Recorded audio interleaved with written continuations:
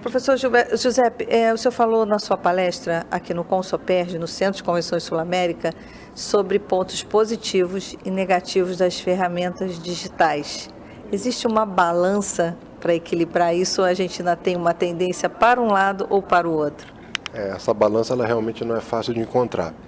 O que a gente costuma recomendar para os pais é que eles sempre compartilhem com seus filhos essas mídias, então sempre assistam juntos, supervisionem, estejam presentes no mesmo ambiente que essas crianças, limitem o tempo. Uma criança ela não pode passar 3, 4 horas numa mídia eletrônica, isso é tempo em demasia. E os pais precisam escolher programas que sejam educativos preferencialmente. Jamais jogos violentos, jogos que tragam mensagens de agressividade, de violência, porque isso já foi provado que traz problemas tanto no presente como para o futuro dessas crianças. Existe uma idade limite para que os pais possam interferir nesse contato com as mídias digitais? Veja bem, não existe uma idade teto para isso. A gente sabe que desde pequeno, até 2 anos de idade, a criança não deve ter contato. Acima de 2 anos de idade, no máximo 2 horas por dia.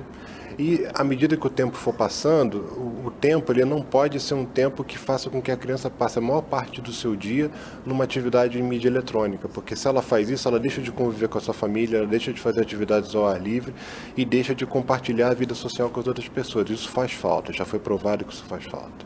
Agora a gente vive num mundo digital, vive num mundo nerd. Como é que você convence as crianças? Ou então, será que tudo é ruim mesmo? Não, existem jogos bons e jogos ruins, existem mídias boas e ruins. Então, se a gente for olhar isso com cuidado, a gente vai ver que existem jogos que são jogos educativos e que a criança ela pode ter acesso a esses jogos e aprender e ter um bom desenvolvimento a partir desses jogos.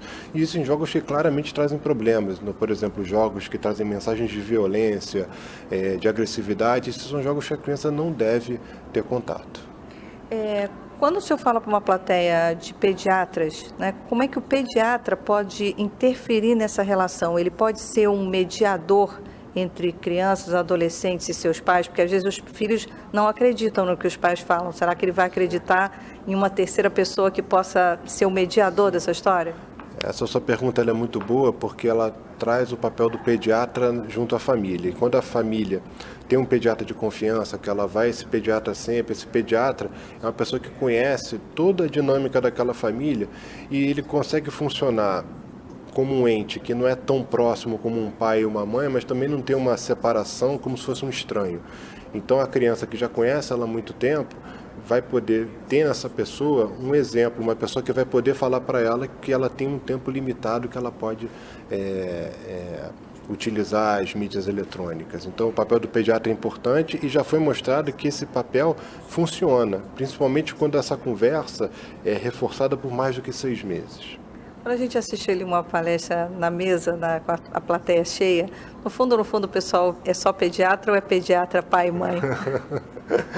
É interessante porque quando termina a palestra, tem muitos pediatras que vêm conversar e falar de exemplos da própria vida privada. Então, é difícil dissociar uma coisa da outra.